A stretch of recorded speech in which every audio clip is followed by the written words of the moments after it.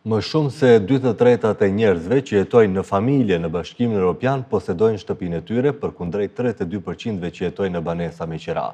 Në Maqedoni rreth 87% jetojnë në shtëpitë e tyre, ndërsa 12.9% me qira, tregojnë të dhënat e Eurostatit.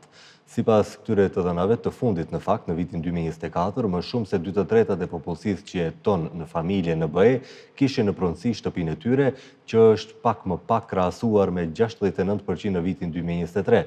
Pjesa tjetër prej 32% jetonte në banesa me qira, që paraqet rritje nga 31% në vitin paraprak.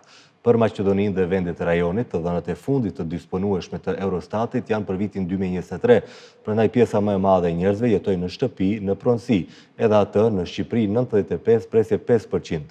Më pas vjen Kroacia 91.2%, Serbia 89.9%, Maqedonia 87.1%, Bullgaria 86.1% dhe Greqia 69.6%.